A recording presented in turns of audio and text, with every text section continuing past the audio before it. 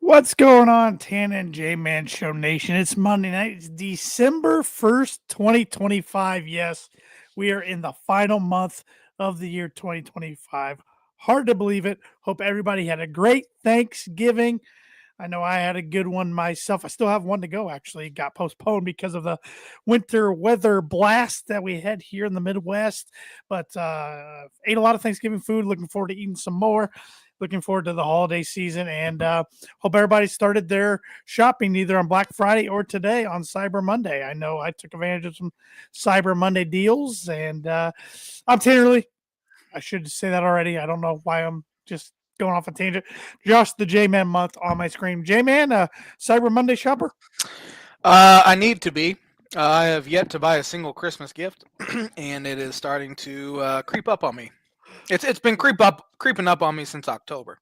So I probably need to do some shopping tonight online I'm more of a Cyber Monday guy than for I am sure. a Black Friday guy. I don't like shopping like in person in general unless there's Yeah. something I absolutely want, need, get in, get out.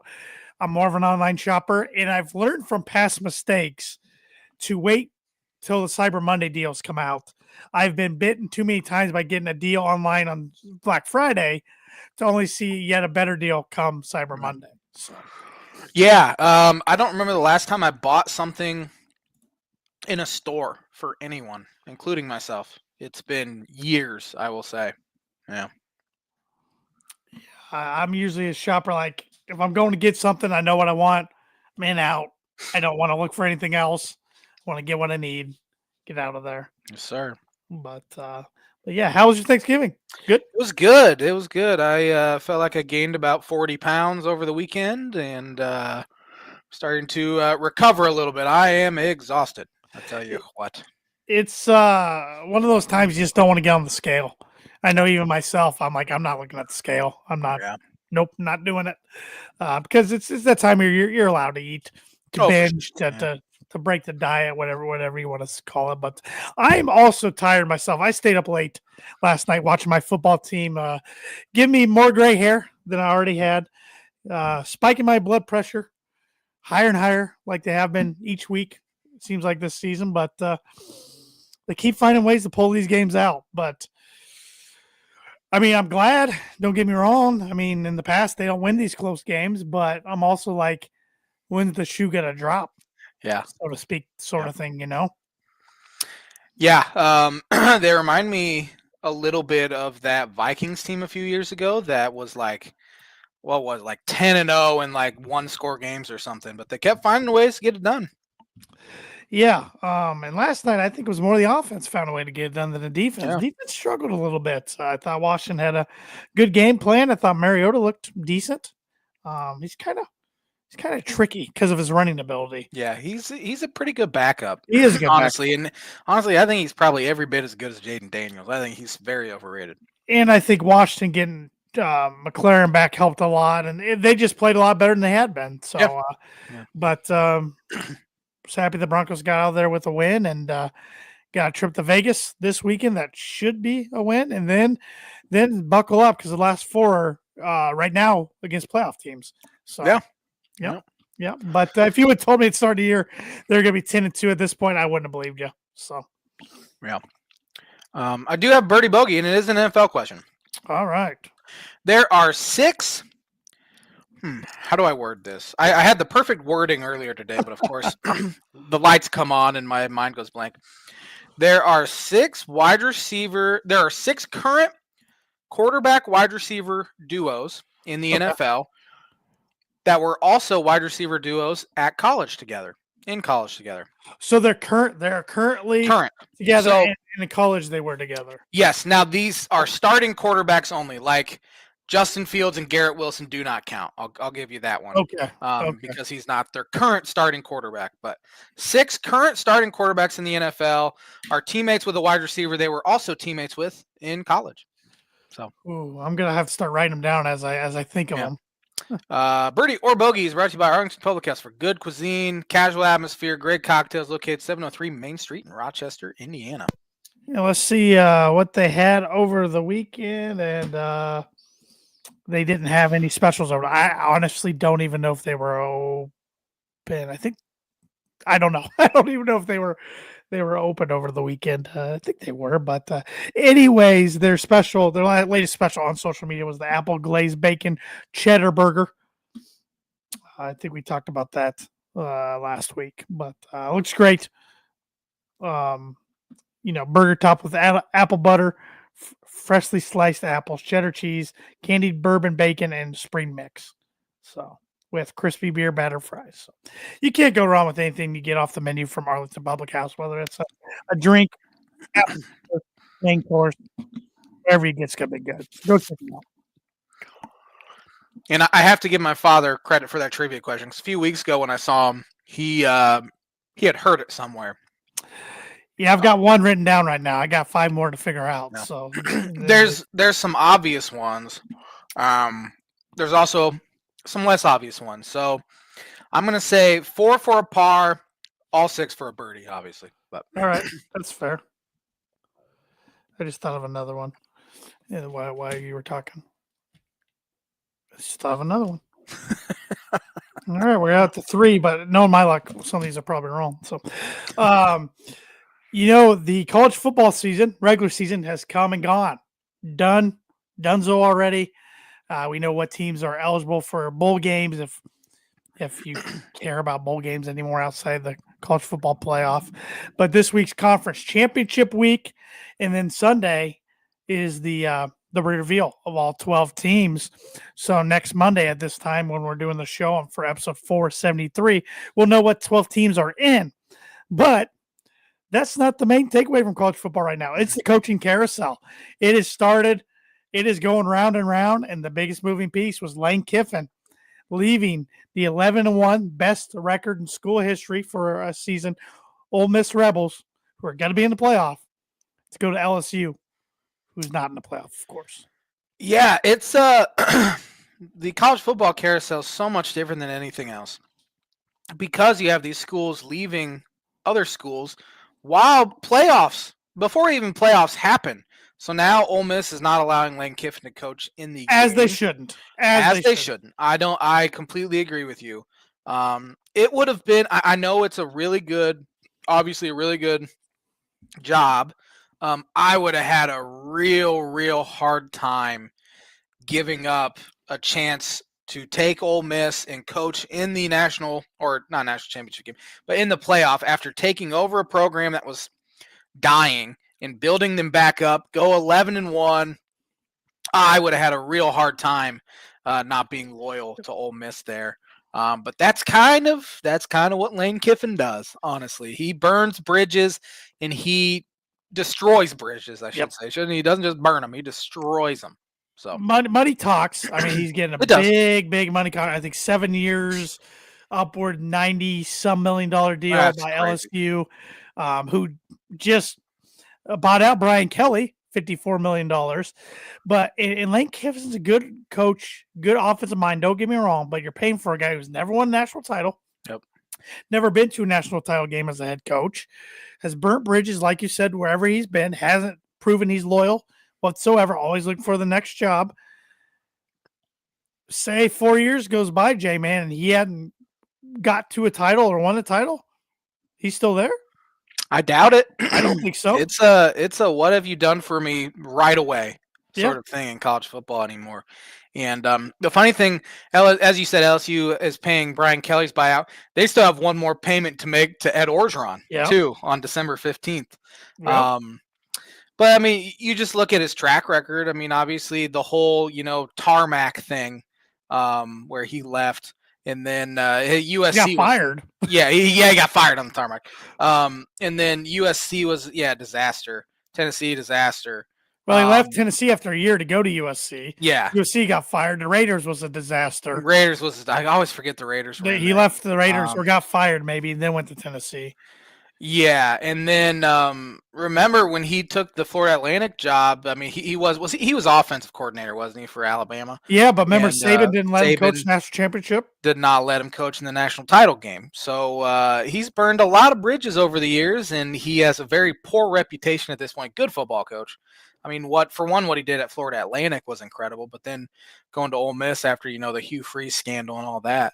But there have been rumors coming out, not rumors, but like stories coming out of how horrible he treated players. Luke Altmaier was one of them, who ended up at Illinois. Obviously, it was between him and Jackson Dart for that starting job, and Dart ended up winning it. But then Lane just kind of pushed Altmaier aside, and he ends up going to Illinois and having a really good career. But he just doesn't seem like a very good man, honestly. Yeah, and he said a thing to Marty Smith. Well, shout out to Marty Smith. That poor guy had to be on there for hours and hours and hours trying to give an update on no situation to update at the time. And he told Marty Smith, I really wanted to stay, but after talking with Coach Saban, Coach Carroll, they told me I had to go or something like that. I'm like, well, whatever. Pete Carroll supposedly told him, your father would want you to go and take a chance. Yeah. So that's pulling on the heartstrings. Though. I'm going to be rooting against them. I'm going to be rooting against LSU. He has become the face for like the villain face of college football, I would say. Yeah.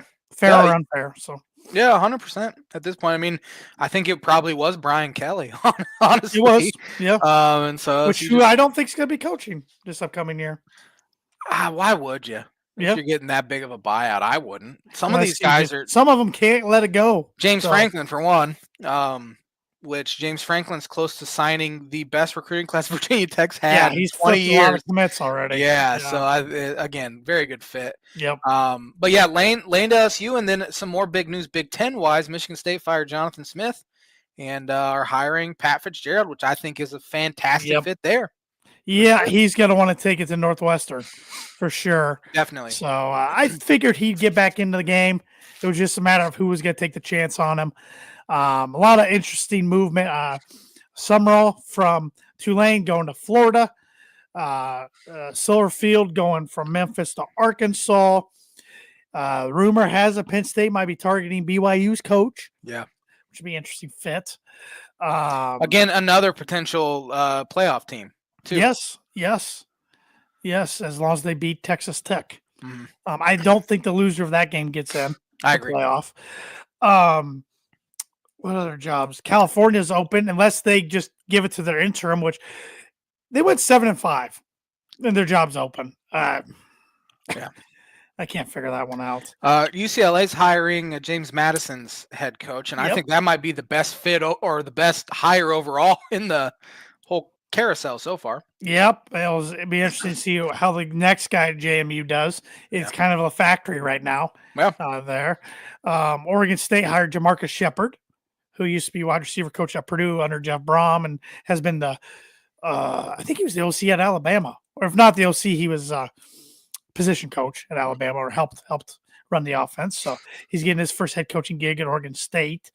Trying to think what other Auburn jobs. And Alex Golesh. Yep. Kentucky's open. Mark Stoops has been fired, which I think that was time, even though they owe him $33 million. That's crazy. Yeah, I don't know if we're going to see the domino effect quite like we thought we were going to, but still an interesting one so far. And especially since Ole Miss is just promoting their defensive coordinator. Right. That kind of stops a little bit of some of that. So now some of it could open back up if anybody jumps to the NFL here in a couple of weeks. But college football, my big problem with college football right now is the timing of everything. So they pushed back the portal now doesn't open up till January, which I'm fine with, but guys can still leave or announce their intentions to get in the portal. We'll be seeing a bunch of that here next coming weeks. But just like you mentioned, the fact that Lane Kiffin can leave a team high and dry going into the playoffs, that shouldn't be able to happen. I don't know how you stop that. But then this portal window, okay, so the portal opens. What happens to they're supposed to be student athletes. Yeah. Classes start in January. It's like somebody needs to step in, even if it's like Congress, and figure all this out. It's just a mess. Yeah, and it seems like it keeps getting worse too. They're pretty much professional athletes at this point, honestly. Who knows if these guys even go to class anymore. But the sad thing is most of them aren't going to play professionally. I know. I mean, Robbie Hummel was talking about this on a podcast. He said there's going to be stories written about this era of college athletics, sad stories about guys who make a lot of money in NIL. And he was talking about basketball guys specifically. And say guys might even be good enough to play in the league 3, 4, 5 years, but that's not enough to sustain it if you're not smart with your money. Yeah. Burn through all their money, have no degree to fall back on because they played at 2, 3, 4 different schools. Yeah. It's that's there's the 30 for 30 documentary is going to be fantastic in about 10 years. Yep. Good for these guys getting what they can money wise, but I personally still think it's important to get your degree unless you're guaranteed to go pro and be a high pick and get a lot of guaranteed money. Definitely. So college athletics it's just wild, man. It's just wild. And in another thing I want to point out, which I'm kind of for the chaos, but yeah, it's like, what are we doing here type of thing. You look at the ACC conference championship, the ACC conference championship game. You got Virginia, good story, very good story. Tony Elliott's done an amazing job there against a 7-5 Duke team because 4 of the 5 losses were non-conference losses. What are we doing? Yeah. It is what it is. I mean, you got to win your conference, got to win in conference. So the winner of that will be in the playoff, right? Yeah, that's what I'm saying. Duke could win, be 8-5 and get in the playoff. Get in the playoff. And some other really good teams who have 2 losses, in some case 3 losses, are going to be on the outside looking in. There's no good real solution though, because I think the top 4 leagues should get probably an automatic. I agree. If you win your conference title game, I agree with that. But if say they go away with that, it'd be real hard not to put an ACC team in there regardless. Yeah. Just because of honestly, a lot of it comes with the TV contracts. It's sad to say that, but a lot of it has to do with that. You're going to always have an ACC team on it. Even Virginia. What was Virginia's record this year? Were they 9-3? Or are they 10-2? 10-2 because sadly, Purdue is now the only school since 2000 Power 4 school to not have a 10-win season. Nice. Yeah, very nice. We just keep adding to misery. I did not realize that. Yeah. It's and then of course ESPN chose to go to Alabama, Georgia for game day instead of number 1 versus number 2. Sure. And again, that ties into the TV thing, which it makes sense. I mean, yeah. They don't want to go to another network's, game essentially. Yeah. And I saw a lot of people complaining about that, but anyway, I don't know what the solution is. We've talked about it for 4 years now. It feels like. And here's another interesting one to bring up to you. The committee's gonna have an interesting decision to make. You got 10-2 Miami, who didn't win their conference, but they're 10-2. You got 10-2 Notre Dame, who's not in a conference. Yeah. They played head to head, but it was week 1. Miami won a close game. If you're making a bid for one of those 2 teams, if you're on the committee, who are you taking and why? You look at Miami's losses. Notre Dame's losses were against Texas A&M, which will be in the playoff. Sure. And then Miami, sure. And they were the first 2 weeks of the year. Miami's losses were to Louisville at home, who just flatlined. And then who was the other one? Who's Miami's other loss? Let's see here. I'm gonna go look it up real quick. I'm trying to think of it off the top of my head. I know I can't think of it either. And I follow my Canes. Remember my Canes? Yeah, your Canes. That I clearly don't know much about. Let's see. Their other loss was at SMU. I forgot about that one. Who SMU's okay. They were 8-4. They choked against California the other night. They won. They would have been at Duke. They would have been. I'm taking Notre Dame. I mean, they've won 10 in a row. The eye test is there too. They're just bludgeoning teams, which Miami didn't have really half the eye test either. I agree with the eye test, but does that set a precedence going forward that head-to-head matchups, especially early in the season, don't really matter? Probably. It probably does. So why should Miami, even though they're probably contractually obligated because they're a part of the ACC, why should they play Notre Dame anymore? Why should USC play Notre Dame anymore? Yeah. That's a great question. I mean, I know we talk about Indiana's scheduling, but there is zero benefit to scheduling non-cupcakes in the non-conference. There's zero benefit Well, anymore. I think the conferences need to step in and They say do. you have to play one Power Four school. Mhm. Other than that, you can play two, whatever, you know. Yeah. Um, And most teams do play another yes. Power Four, but there's no benefit to it, honestly, because if you lose it, you're screwed. You win it, who cares? Well, I think eventually they're going to have to come out with a criteria for these playoffs, and strength of schedule is going to be one of those. Yeah. Um, and I think if you know what I'm saying is like in USC is there's talks of that game with Notre Dame not happening anymore. Yeah. Um, and because like I said, if USC played somebody else instead of Notre Dame, they're probably in the playoff or right in the mix. And they're 10-2 instead of 9-3. But if all that happens and people are like, why should we play Notre Dame? Notre Dame's gonna be backed in the corner and have to join a conference. Exactly. That is the good that could come out of Yep. this. Honestly. Yep. Yeah. There's no. I mean, it's fun to play them and get to play on NBC and kind of have a home and home with them every single year. But there's really no benefit, especially if that head to head's not going to matter that much. And Yeah. in Miami's case, that is. And going back to Indiana's case, if you're going to be a back-to-back playoff team and legit number 2 team in the country, I mean, wouldn't you want to, even though you said there's no benefit, wouldn't you want to test yourself a little bit against somebody early on? Like, I think that series with Virginia, especially where Virginia is now, was going to be a really good home and home, and they bottom out. Louisville too, right? Weren't they supposed to play? Cincinnati bottom out last year, right when he got there, and then Yeah. Virginia was supposed to start next year. So, and they made the decision this year in 2025 to buy him out. Yeah. Well, we said that about Indiana this year, and it hasn't mattered. They Right. didn't test themselves at all, and then they're killing teams. Right. That's Penn State. They've just killed teams. In Iowa and Morgan. Iowa hung in there.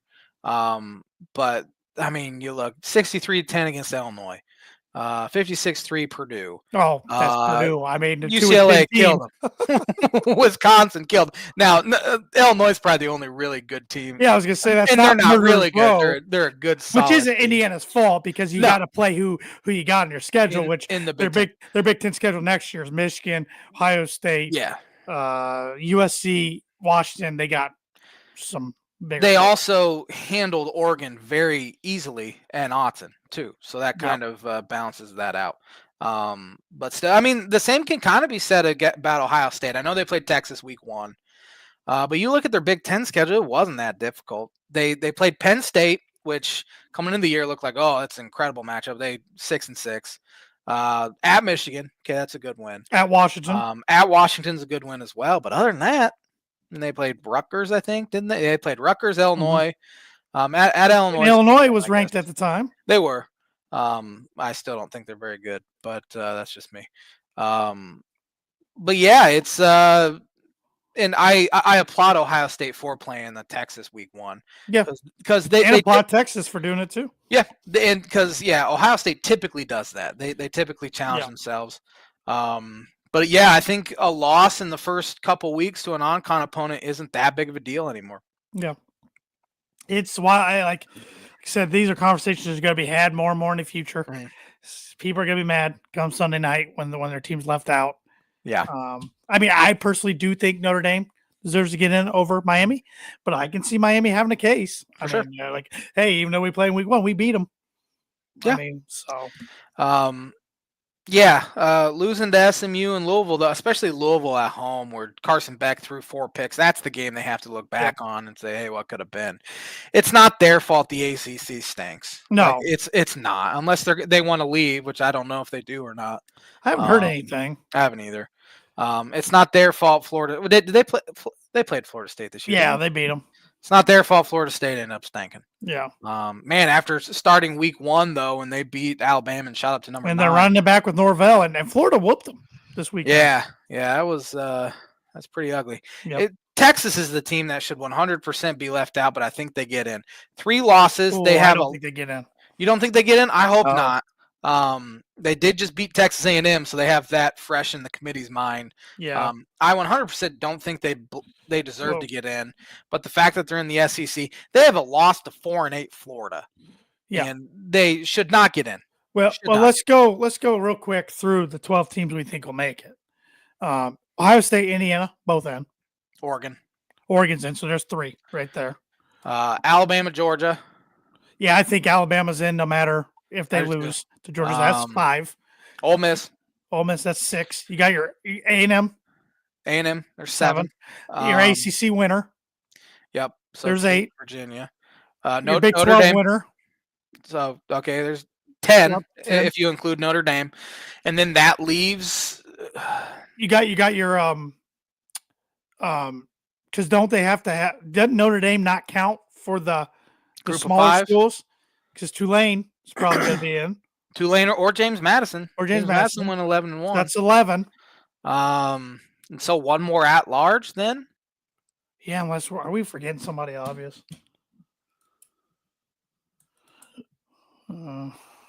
Big 10, we got Oregon, Ohio No, State. yeah, Big 10 aren't getting 4 in. No. No, Michigan doesn't get in. I think unless they put Miami in, I think ACC's a one and done. Yeah. One and only one. Unless Big 12 gets 2 in. Oh, Vanderbilt. Mm. They'll get in. Should There get we in, go. probably. So, Yeah. Interesting. Yep. Still don't think about Vanderbilt. No, I don't either. And I can't stand their quarterback or his family at this point. Yep. He's going to probably try to come back for an 8th year. Yep. So get a job, man. Yep. Get a LinkedIn profile. Yeah. Let's go around conference championships. Pick some winners. Here's the one we forgot, Josh. My dad just said Oklahoma. Oh, yeah, they get in. Yeah. So Vanderbilt probably doesn't get in. Hey, probably not. Well, I wouldn't want to be on this committee. I wouldn't either. Vanderbilt probably deserves to get in. Yeah. But, thank you, Dad. I knew we were forgetting somebody. I forgot about Oklahoma. They'll definitely get in. They're good. We got the Mountain West Championship, 10-2 UNLV against at 8-4 Boise State. And Boise State's 3.5 point favorite. Give me Boise State on the blue turf. Yep. Assuming that's where they're Boise playing. State at home. Number 20, North Texas, which their coach is leaving to go to Oklahoma State. 11-1. Very good hire. At 21, Tulane, who's 10-2. Coach is leaving. And Tulane is North Texas 2.5 point favorite. Are they letting them coach the games? Tulane is. I don't know about North Texas, but Tulane is. They worked it out. Good for them. Give me Tulane. Yep. I like Tulane as well, especially if Morris doesn't coach North Texas. I don't know if he is or not.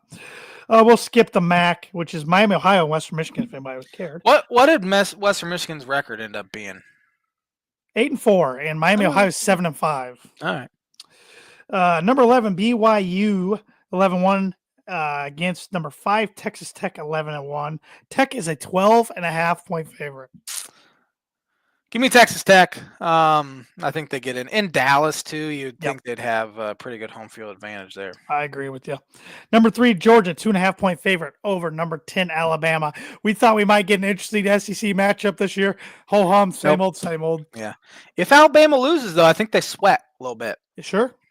I think so. Give me Georgia, and I hope so. Yep. Go Dogs. Number 2, Indiana. Number 1, Ohio State. Ohio State is a 4.5 point favorite. This will be the J-Man. I had a feeling that was coming. Book it prediction of the week. Give me Indiana. Wow. Yeah, I think they get it done. I think they've proven this year that last year wasn't a fluke for one. And they've just been bludgeoning. That's my word of the night. Bludgeoning. Yeah. Opponents this year, where Ohio State really hasn't. I mean, they win comfortably. But I wouldn't say they people too. They do. So load management probably plays a role. But J-Man's Book It Prediction of the Week brought to you by Travis Watching Insurance Agency for life, home, auto, business, renters, workers' comp, and farm insurance. Contact us at 219-869-4561. Book it. I'm taking OSU by 2 touchdowns in that game. You hope. I really don't care at this point anymore. I just don't want them to win the national title. I could care less if they win the Big Ten. And that game might be for the Heisman. I mean, I will say, if you can not look so good while beating your rival by 100, Mendoza didn't look the greatest against Purdue, but he didn't need to. They ran all over Purdue. So. Tough conditions, though. It was cold. Yeah. Yes, it was very cold. Coldest temperature in Ross State Stadium history for a game. They said, even though Really? I feel like I've been to colder, like with the wind, but the Yeah. actual temperature it was 25 at kickoff. I wonder what it was that IU Purdue game we went to back in I know 2008. the That chiller game. was Yeah, probably pretty close. I'd imagine yeah. that was cold. And ACC Virginia, who's ranked 16th in a 10-2 record, only 3.5-point favorites over Duke. Give me Duke. I believe this game in Charlotte. That's Yeah, it is why in I'm picking Charlotte. Duke. Yeah. Just give me chaos. Give me Duke in the playoff. I will take Virginia. 3 or 4 years ago, they were the doormat Yeah. of the Power Four. Oh, so was Duke. Yeah.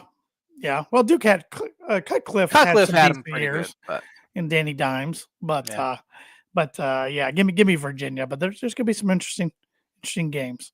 Absolutely. Absolutely. Well, I'm gonna get into my blind rankings for you. all right. It doesn't even have anything to do with sports. Yeah. But what's a food you like to watch? Like to eat while you're watching sports sometimes.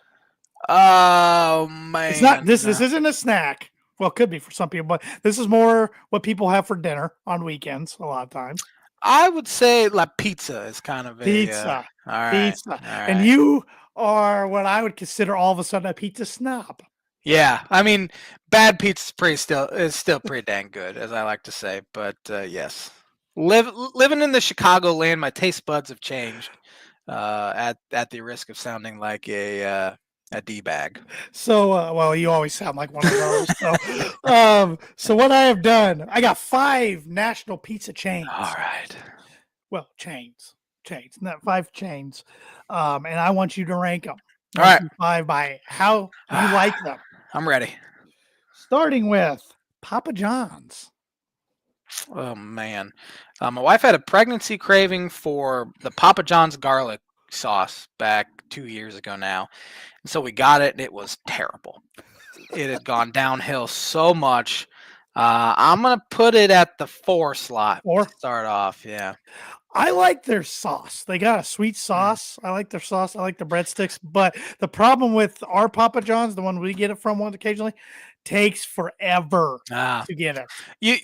You know, growing up in Rochester, Indiana, with fewer pizza places, Papa John's was living back in the day. Yeah, it was like a treat, right? It absolutely was. We had one. I think the closest one was Plymouth, and we'd get it every once in a while. Like this is some dang good stuff. But now that we both live in much bigger areas, now we've come to realize that kind of stinks. I still get it once in a while, but like I said, I know when I get it, it's gonna take forever to get it. So, Little Caesars.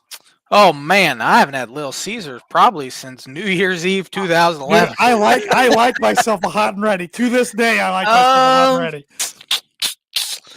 I don't mind Little Caesars. I like Crazy bread. I like their crazy bread, but I'm gonna stick to just the pizza part of it. All right, that's fair. I'm gonna put it at 5. All right. I mean, it is what it is. It's a portable pizza. Yep. You can get a large hot and ready for under $10. I mean, it used to be 5, but now it's under $10. But you better eat the day of. Is the worst left over. But that's one pizza my wife doesn't like. So if I'm by myself and I'm craving pizza, once in a while I'll go get a crazy bread hot and ready and call it a night. So.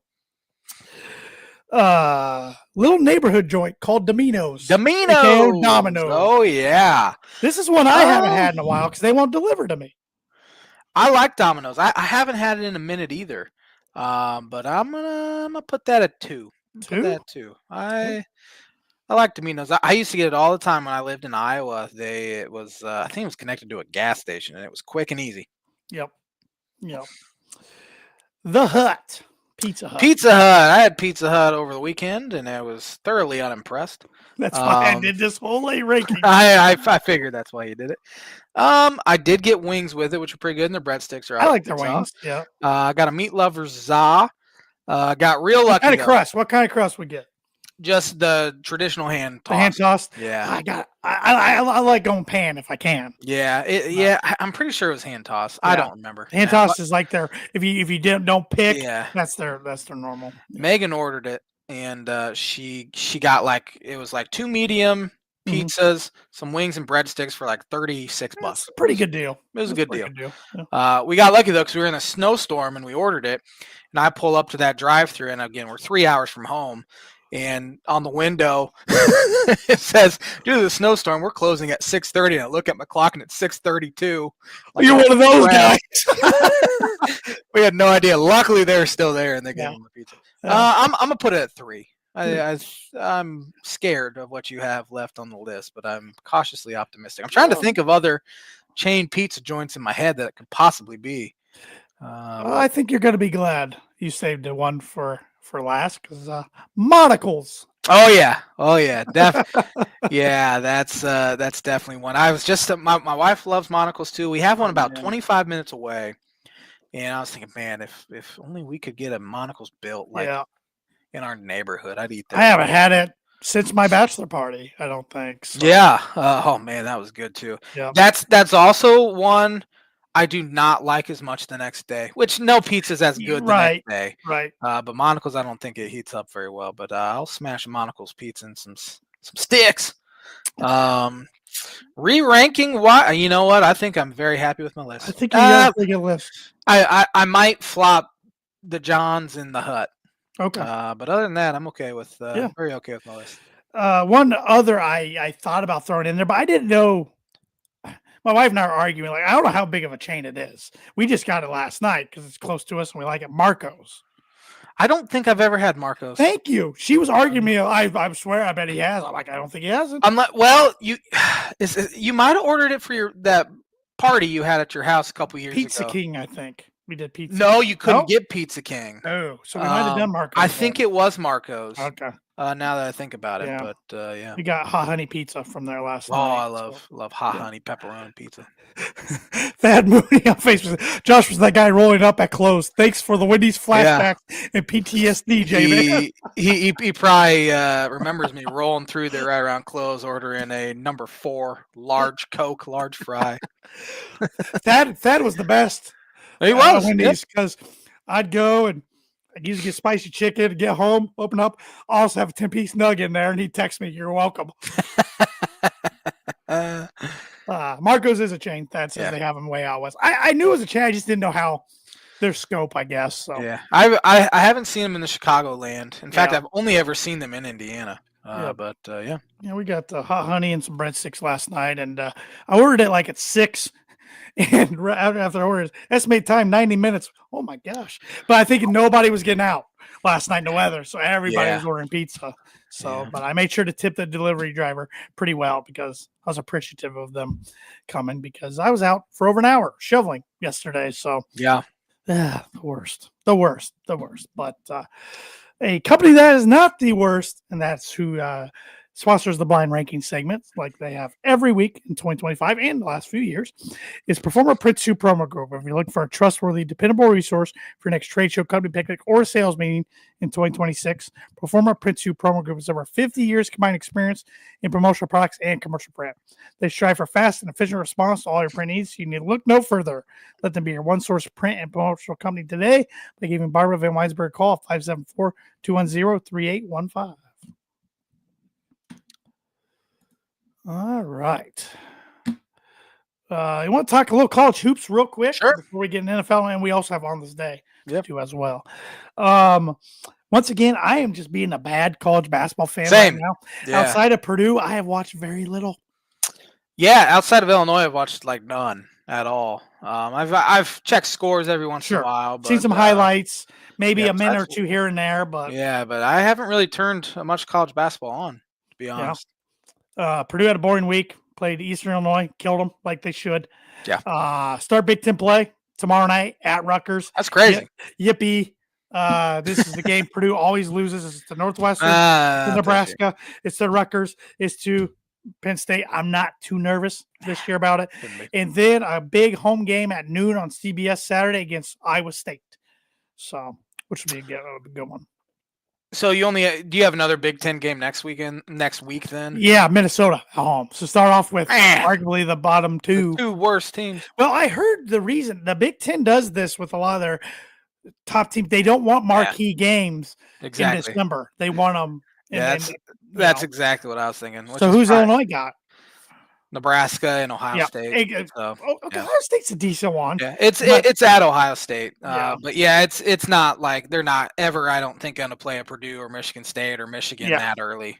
Nowadays, like 5-6 years ago, they did, but Sure. because they were at the bottom, but not really anymore. But it was kind of a boring-ish week for Illinois. They played like absolute garbage against Texas Rio Grande Valley I on. didn't even realize they were playing till we got off that Yeah. night till we got done with the podcast. I'm like, "Ooh, J-Man can't be too happy. They're keeping it close." Yeah, which is interesting. That's the second time Illinois played UTRGV or whatever they are, and the first time was the year they won the Big Ten back. Would have been November 2021. Same week, no students, crowd's dead, and UTGRV or whatever. I think the final score was 93-85 or something. So they keep it close. They play a different style of basketball, which I'm Sure. happy for them to see see something different. And then lost a tough one to UConn on Friday, which I had very, very little expectation. That court design was hideous. It was ugly. It was stupid play or the mid-season tourney thing or whatever. It was 90% UConn fans at Madison Square Garden, as you could expect. But I was happy with some things they did. Got down 21, and then they cut it to 7 with 4 minutes left, and then got screwed by the officials. I would have loved the ball down 7 with four and some change. It wouldn't have really probably changed anything. But it's a huge week for them because they don't play until Saturday. So they get 8 days off. Everyone's healthy now. Tommy Avicic has looked bad since he came back, but he started to show some signs in the second half of kind of breaking out of it, and he looked healthy. So this is the longest stretch of practice that they will have had all year with all the injuries they've had with Stojakovic having his knee issue and not practicing at all until November. Petrovic being out, all that time. Brandon Lee being out all that time. Avicic being out a couple games. So this is a good week to get healthy. Underwood, I know, has even said like he's having a hard time figuring out his rotation right now just because they haven't been able to practice all together. So really this week off has come at the perfect time, and they have, Tennessee in Nashville on Saturday. So it's not going to get any easier. They only have one bye game left. Which is I'm grateful for because by this time the bye games get boring. You're winning big. You're not really learning much about your team. So I like tough matchups coming hot and heavy. Got some breaking news. College, another job has been filled. Kentucky's hiring Oregon offense coordinator Will Stein. I'm not sure. I saw that was probably going to happen. He played quarterback at Louisville, so he's from Kentucky. Yep. Seems like a very good fit, and I'm sure they had that pretty much lined up before they even fired Stoops. Sure. So Big Ten basketball games this week: Purdue at Rutgers tomorrow night, Iowa at Michigan State tomorrow night, USC at Oregon tomorrow night. Michigan State looks fantastic again. They killed North Carolina. It'll be interesting to see Iowa against this level of opponent. They really haven't played anyone yet. Obviously, they have a different style they've played in years past, so it'll be kind of fun to see how Iowa does in that environment. Wednesday night, Indiana at Minnesota, Northwestern at Wisconsin, UCLA at Washington. And then Saturday, we got a mix of big-time non-conference games and conference games. Iowa State, Purdue, that's a top 10 matchup. Duke, Michigan State, that's a top 10 matchup. Marquette, Wisconsin. Louisville, Indiana, that's a top 25 matchup. Ohio State, Northwestern. Rutgers, Michigan, Maryland, Iowa, Washington, USC, Oregon, UCLA, and a top 15 matchup in Illinois and Tennessee. Yeah, that's a good day of basketball. Very good day of basketball. Very good day. And conference championships for college football. That's going to be a good day to good sports day. Yep. So, any other final thoughts, college hoops? No. I've reached a very good place when it comes to non-conference losses. That they don't affect me, and that a lot of it has to do with how deep the Big Ten is, and a lot of it has to do with Illinois being good the past 6 years. Yeah. Honestly, I mean, you lose to a top 5 UConn at Madison Square Garden. Who cares? It doesn't mean a whole lot in the grand scheme of things. Here's a crazy one for you. Now that November is over, Trey Kaufman and Braden Smith, Flesh Lawyer, lost one game in November in their career. Who was it too? At Marquette last year. At Marquette Ah, last year. that's an insane stat. Yeah. I So they lost honestly some in after December last year. They dropped. yeah Auburn I remember and A&M right. Yes. And At Auburn and A&M in that Indianapolis. might have Right? been that. Oh, and then we lost the conference game to Penn State. Oh yeah, yeah. That's conference. I That's didn't conference. think Purdue would get better after Edie left, which it's hard to say they did because they went to a national title. So unless they do it again this year, but Painter knows what he's doing. And those, I'm sure there's still some idiots out there if Purdue plays bad that want Painter gone because again they're idiots. But a lot of times I just think they're IU trolls on the message boards at this probably, point. So probably, yeah. Do you want to get educated? I need it badly. On this day in 1653, an athlete from Croydon is reported to have run 20 miles from St. Albans to London in less than 90 minutes. I don't believe them. How long would it take you to run 20 miles? 4 days. There's no way there's no way I'm running them. You kidding me?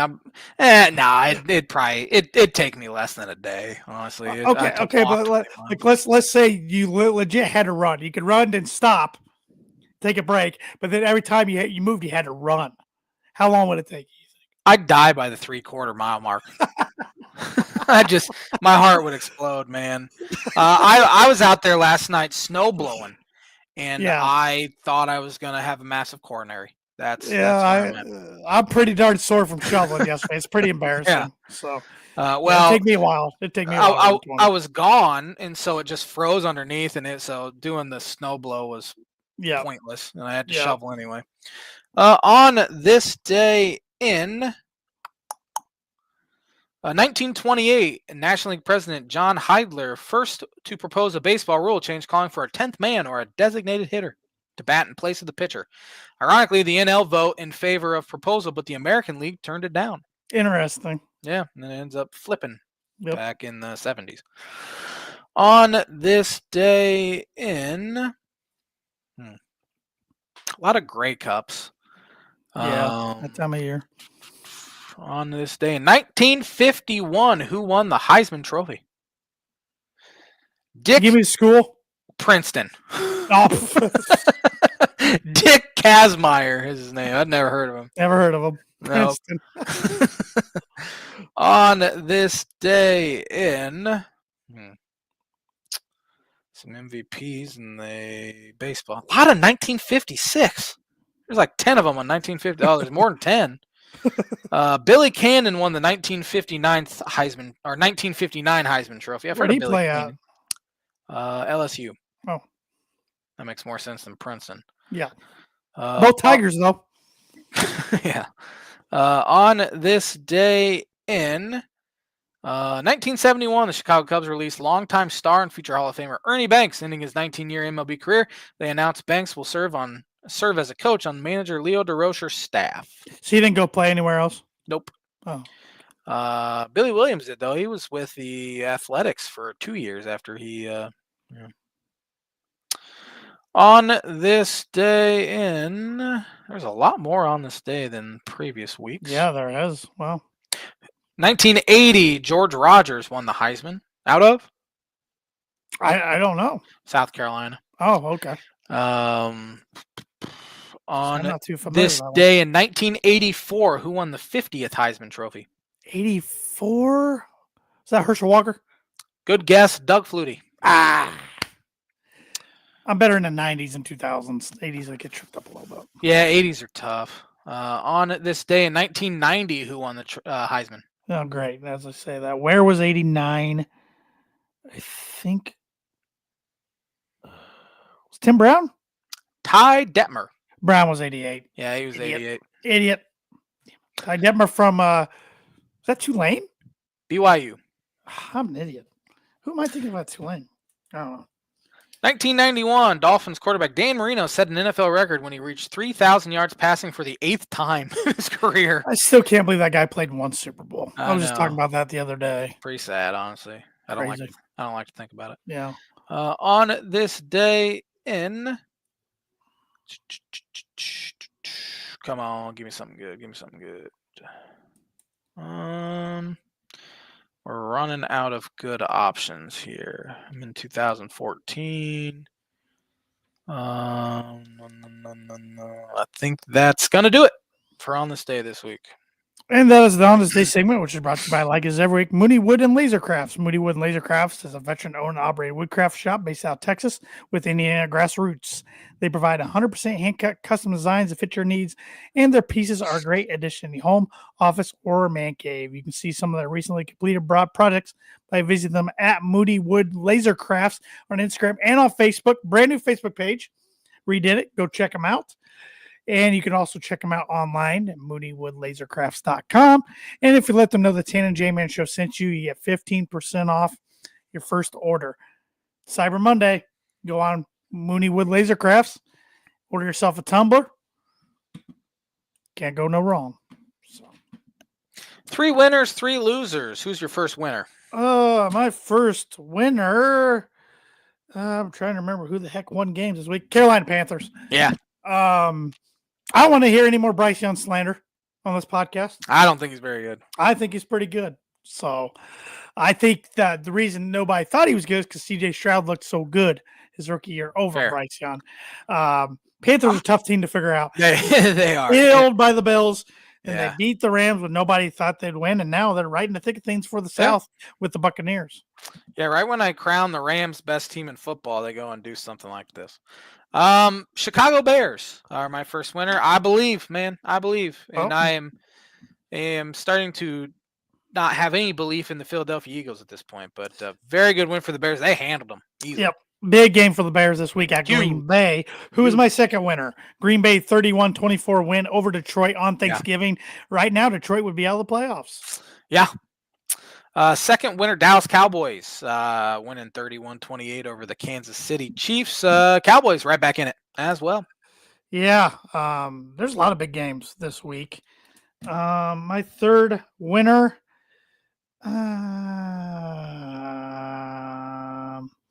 there's a lot of upsets this week. Houston Texans. I think they were gifted by the officials. Don't get me wrong, but they are right back in it. In the South, their defense is nasty. CJ Stroud looks pretty good in his return yesterday. I mean, if I'm a Colt fan, I'm sweat. Well, Colts are not winning in the South right now. It's the Jaguars. Yeah. So, and now they travel to Jacksonville this week to where they have not won since Andrew Luck was their quarterback. Yeah. So, Houston Texans, like I said, maybe gifted a little bit by the refs, but they got it done on the road. My final winner, San Francisco 49ers. Feels like no one's talking about them yet. They sit there at 9-4. That's a heck of a division. And they're getting healthy. Yep. They're getting healthy. Watch out. First loser, you can start us off. You talked about the Jags. I'm going to talk about the Indianapolis Colts. Sure. They're in danger of missing the playoffs completely. Yeah, they are. Their schedule's tough now. It's tough. Houston keeps winning games. CJ Stroud, I know, came back. Jacksonville keeps winning games. Massive, massive game for the Colts this weekend. Yep. Massive. Well, Colts are, if you can find a way, easier said and done, find a way to stop Jonathan Taylor, Daniel Jones, and I mean, I don't know how the dude's playing with a fractured fibula, but he is. He can't move now as much. That hurts his game. You really make the Colts become one-dimensional, and it's tough for them to win. The past few weeks, he started to look like Daniel Jones again. Well, especially now that he can't move. Yeah. I mean, I'm afraid he's going to get hurt worse. Yeah. So their defense is keeping them in there, though. But my first loser, we're going to go with the NFL officials. I thought they had a bad day yesterday across the board. Even the Broncos Commanders, I thought there was calls both ways that shouldn't have been called or should have been called. The Colts Texans game, pretty bad. There's a lot of times they're bringing in these experts, these officiating experts, and what they're saying, then the officials go with the opposite. So I don't know.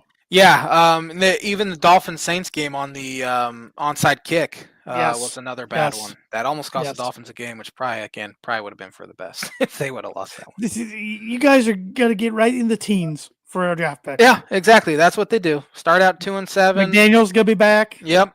Everything's purgatory. Purgatory. Detroit Lions, my second loser. Obviously losing at home. Should have lost last week too. Yep. The Giants. Bears win again. Yeah. That window might be closed for Detroit. When's Dan gonna learn to take the points? He's an idiot. He is an idiot. My second loser, Baltimore Ravens. Yeah. Right now they'd be in the playoffs. They'd win the North, but 6-6. Lamar doesn't look like himself. I think he's playing hurt still. Right. They don't look like the Ravens. Yeah. Now that Joe Burrow's back, well, look out for the Bengals. Yeah, I know. They're right there. I mean, they're scary. Yeah. And that brings me to my my last losers, the Pittsburgh Steelers. Rodgers gets hurt, and then they just fold in the second half. They're 6-6. Baltimore 6-6. Bengals 4-8. Fire Tomlin chance going on in the crowd. It might be time for a change of scenery for both guys. Friend of the show, Sean Shriver, is a big Steeler fan. He said he didn't want to see a split because he goes, "Who would they go out and get that's better?" Yeah, probably no one, honestly. Yeah. But I don't know if his shtick's kind of getting old there too. I mean, they won one Super Bowl and it was a long, long time ago. Yeah, 2008. So my last loser, I know they were playing the backup quarterback who was a third stringer started. Minnesota Vikings. They stink. Yeah. Oh my gosh, they are bad. They're real bad. All right. What week are we in? 14? Yep. Week 14 games, starting with Thursday nighter of two teams that played on Thanksgiving. The Cowboys at the Lions. Feels like they're going in the opposite directions, these teams. However, I think Detroit's better, and I think they win at home. Give me Detroit for 6. I got Detroit for 9 because this was a tough week for me to put points on these games. It really was. This is a rough one. Yeah, but winner, I think, sitting, I don't want to say like good for the playoffs, but loser might be able to count them out. Yeah, maybe, so to speak. Pittsburgh Steelers at Baltimore Ravens. Big one for the North. Neither team's playing very well. No. But I'm going to take the home team, and I believe in Lamar Jackson a lot more than whoever Pittsburgh's going to throw out there. Give me Baltimore for 9. I got Baltimore for 8. I'm right there with you because they're at home. Yeah. Seattle Seahawks at the horrible Atlanta Falcons. Yeah, Falcons might not win another game. I say that about teams, but again, week-to-week league in the NFL. Yes, it is. Give me Seahawks for 7. I got Seahawks for 11. I think they're playing really good football. Suckfest, Tennessee Titans at the Cleveland Browns. Titans are real bad. Browns are bad too. Give me Browns for 5, though. I got the Browns for 4. Shadir gets a win. Yeah. Miami Dolphins at the New York Jets, who got a win yesterday. Yeah, it's supposed to be cold. Dolphins and Tua don't play well in the cold. Give me Jets for 1. I got the Dolphins for 7. I think they get hot. And just like you said, run it back. Yeah. New Orleans Saints at the Tampa Bay Buccaneers. Bucks for 14. I got the Bucks for 14 as well. Saints are not good. Indianapolis Colts at Jacksonville Jaguars. Big one for both these teams. I think the Colts buck the trend, and Colts for 4. I got the Colts for 3. I think they do it as well. Washington Commanders at the Minnesota Vikings. Washington for 3. I think Minnesota's bad. I got Washington for 5. Jaden Daniels still not cleared as of today for contact, but Mariota's pretty good. Even if Mariota, I think the Vikings are done. I do too. Done. Cincinnati Bengals at Buffalo Bills. Big one for playoff implications. Yeah. Bengals lose this one. They probably done. And I don't think they do win this one. Give me Bills for 10. I got the Bills for 10 as well. I thought the Bills played pretty well yesterday against the Steelers. Did. Denver Broncos at Las Vegas Raiders. Give me Raiders. Give me Broncos for 11. I was about to jump through the screen. No shot. I got the Broncos for 13. Raiders are not good. Geno Smith just keeps getting shots. And the Raiders got Brock Bowers good, Max Crosby good. Everything else pretty bad. Yeah. Chicago Bears at Green Bay Packers. This will be a fun one. Give me the Packers for 8. I got the Packers for 1. I think it's going to be a pretty close game. LA Rams at Arizona Cardinals. Rams for 13. They bounce back. I got the Rams for 12. Sunday Night Football, big one here. Houston Texans at the Kansas City Chiefs. Give me Chiefs for 12. I got the Chiefs for 2.